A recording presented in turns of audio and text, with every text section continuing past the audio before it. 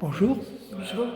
c'est vous qui venez de préparer toute l'exposition à la Maison des Écritures, une exposition avec des dessins, avec de la musique, avec des poèmes, on peut dire.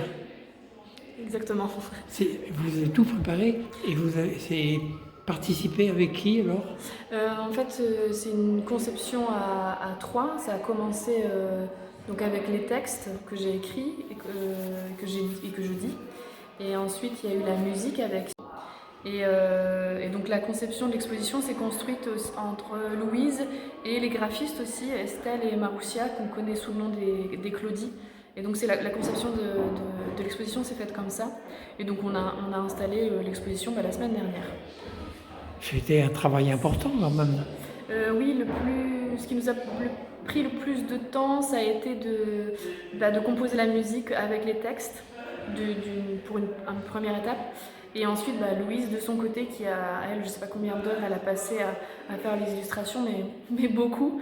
Et je serais incapable de quantifier le temps de travail qu'on a passé dessus. Mais on a pris beaucoup de plaisir. Alors, j'espère qu'elle va vivre longtemps, cette exposition. Elle a une vie après La Rochelle? Pour le moment, non. J'ai quelques pistes. Il faut que je sollicite les personnes concernées. Et puis après l'exposition, on aimerait, si on y arrive, à solliciter des maisons d'édition pour en faire un livre, un recueil de poésie musicale illustrée du coup. Avec les poésies, avec les images qui concernaient. Oui, exactement. Vous avez une préférée dans toutes ces images?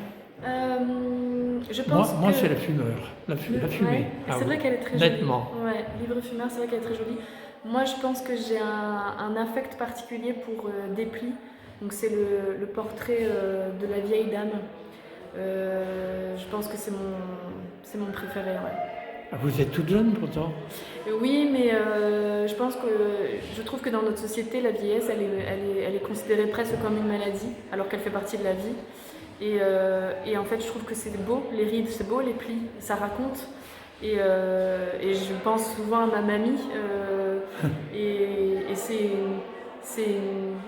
une histoire incarnée, en fait, une personne âgée. Donc, oui, je pense que c'est celle-là que je préfère. Je vais la regarder de plus près. Ça marche. Vous pouvez vous présenter? Alors rapidement, moi je m'appelle Vicky Kesmaker, mon nom d'artiste c'est V, juste V, ça évite les fautes d'orthographe. Et vous venez d'où?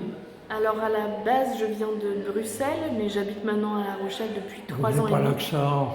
Non, non, je l'ai perdu, mais on s'est bien moqué de moi au départ. Et... Salut Catherine. Et votre formation? J'ai une formation de comédienne à la base.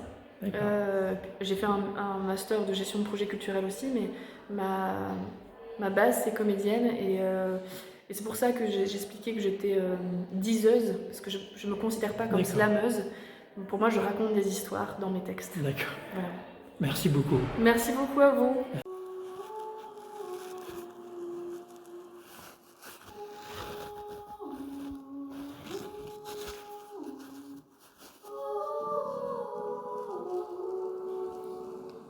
Frappée par le ressac de sa liberté, elle perçoit une lueur étincelante. Le brouillard s'évapore alors et laisse échapper une brume de douceur qui efface les ombres des rumeurs. Yel se dessine, et l'on voit qu'être au monde, c'est être soi. Il était une enfant mâle et heureuse. Il était une enfant libre et rieuse.